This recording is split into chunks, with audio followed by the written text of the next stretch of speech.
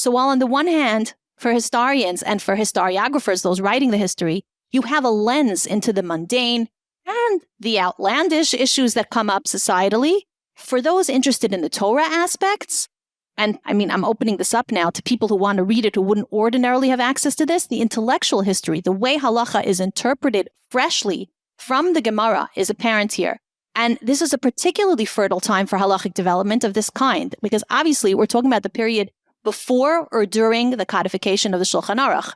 And that's another question I'm often asked about, how do we define frumkeit? Who's a frum Jew? We define halachic Judaism by adherence to the Shulchan Aruch. You live your life by that code of law, you're religious, you're frum. But now is when this guidebook is being organized and transcribed. So it's an unbelievably exciting period in Jewish history that is captured in the Responsa literature of the time. And so to color in the rabbinic landscape, realize that this time period was graced by such luminaries as Maran, Rav Yosef Karo, the author of the premier code of Jewish law, as we're mentioning.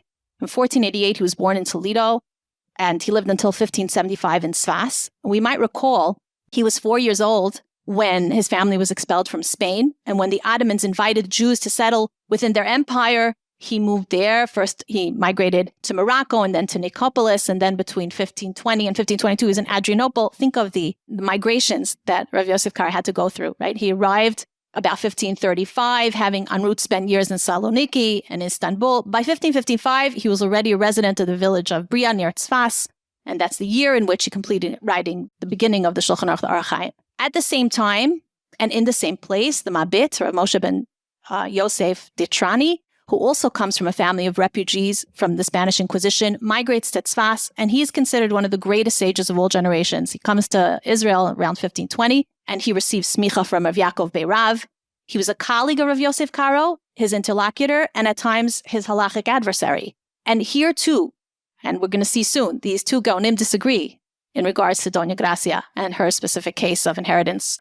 Also, the Mahari ben Lev, Rabbi Yosef ben Lev, is an immediate contemporary of the Mabit, lived almost exactly the same time period, amount of years in Saloniki, and he was a very, very influential halachic decisor who was connected in letters to all of the great men of the day. His magnum opus, Responsa, Mahari ben Lev, is comprised of these correspondences all over the Jewish world, as well as the Maharashtam, who lived from 1506 to 1589, Reb Shmuel di Medina.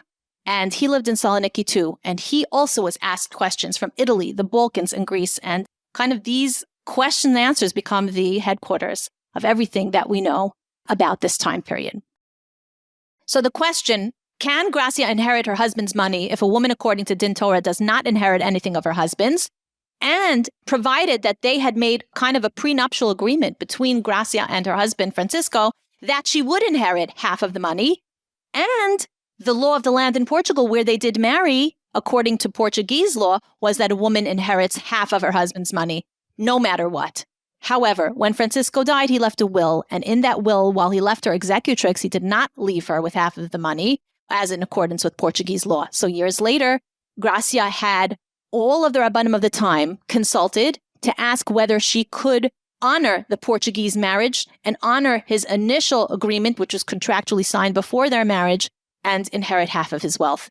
And she had increased that wealth with her own activity. So this was a very, very important question for her to have asked. The responses came in. The Mabit, the Maharashtam, and the Mahari ben Lev agreed with her claim and accepted her claim to provide her with half of her husband's inheritance. The only one who disagreed was the Beis Yosef. And he was the categorical singular voice that said that the Portuguese law was not enough of a reason to validate her claim to half of her husband's wealth. The subject of response literature is especially rich. My professor always used to say, halachic response never occur in a vacuum. They're always dealing with practical realities and practical situations that occur. And you can see that, I would say that there's like a paper waiting to be written just on converso, Shelot and Shuvot, which is so much of the story of Doña Gracia. All these halachic questions that have emerged, marriages, divorce, inheritances, and so on, that run through the life of Doña Gracia, and so much of the converso literature, or so much, I would say, the Shelot and Shuvot literature, the Responsa literature, concerns the converso problem, a huge chunk of it. It's so interesting that you say that, because through the Responsa literature that we're going to look into right now, the story of Doña Gracia was written cryptically, largely without details such as names. And all of the literary references throughout these that we mentioned, they have to be quilted together like piecemeal. Yeah, Joshua Sensino in his discussion of the boycott, Reuven and Shimon. There's no Doña Gracia and the Jews of Pizarro. But just to give a flavor to our listeners, so the first to build a scenario with clarity and at length is the Mabit, and it's not brought down as a question in his own Sefer of Shalos Utshuvos, as we just explained. The Mabit has such a big, important contribution in terms of Shalos Utshuvos, but rather it is brought in the Avkas Rochel, which is Rav Yosef Karo's Shalos Utshuvos Sefer. And Rav Yosef Karo raises the question in its entirety and responds to it. And he states that he never wanted to address it, but he feels compelled to address this topic because the Mabit does. And the question is, can Gracia inherit her husband's money? If a woman, according to Din Torah, does not inherit anything of her husband's upon his death, other than her dowry or the money specified in the ksuba, or even perhaps the money that she brought in, and that's arguable during the marriage itself. But according to halacha, that's what a woman receives. There's not a concept of a woman, a wife, inheriting anything extraneous of the husband's independent wealth. So what happens is, in Portuguese law, half of a husband's wealth immediately goes to his wife upon his death. But in his will, Francisco divided his wealth between his brother and his daughter. He didn't specify anything additional in his will to Gracia. So this was a different division than the law of the land at the time. The law of the land at the time would give her half of her wealth. And although Francisco gives her the ability to be executrix, he doesn't give her the ownership of the money in his will. So the core of her question was that according to the law of Portugal, half of the wealth belonged to her as his wife. And the Mabit and Maharashtam and the Mahari Ben Lev all agree with her claim and accept it. And the Mabit actually cites in great detail many points of the story, including the will in its original language. The original language of the will is written, transliterated into the Shalos Utshuvos. I'm going to first quote the Mabit's question and the way that Mabit encapsulates the question. Sheila, Masa Shahaya Kachaya Reuven, Echad Men HaNusim, this Reuven, this anonymous Reuven, Shenensu Ba'ones Achar Gezerah Sfarad, V'nasa Isha Eschana Ba'osazman B'yosa Begalos. He marries during this time that he was sent away from Spain and he goes to Portugal, and he marries this woman, Chana, and Chana is obviously none other than our protagonist, Gracia Mendez. V'hitnu b'neihem b'shas hanisu'in, she'im yiftarhu b'chayei Chana ishto hanizkeres, shichlekun chosav mechta b'mechta, banav ubnosav ima. Shave b'shave, that they had made kind of a prenuptial agreement between themselves that if he dies before her, that she will split his assets between her and her children, the children that they have together, half and half. In other words, half of the assets of her husband will go to her and half will go to her children. And everybody saw this contract that they made together. Anyway, despite this agreement that they had together, this was the law of the land in the time, that everybody who died as a man, half of their wealth went to their wife. Not only that half of their wealth went to their wife, but afilu lumisha lo hisna tnaize bizman hanisuin, l'chol hagayim asher b'malchus hahu, yesh chok u'mishpat, shahamechza hanogea lebanav o levnosav yuchal hashriv meira l'seis shlish lemisha yirtzeh v'yichpotz.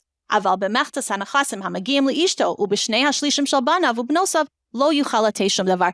The law protected the inheritance of the women and of the children to a certain extent. Even if the husband willed away a portion of that inheritance, it wasn't even allowed. He was only allowed to give away up to a certain amount and past that not, because the Portuguese law incorporated this protection for the wife and the children of this person who passed away.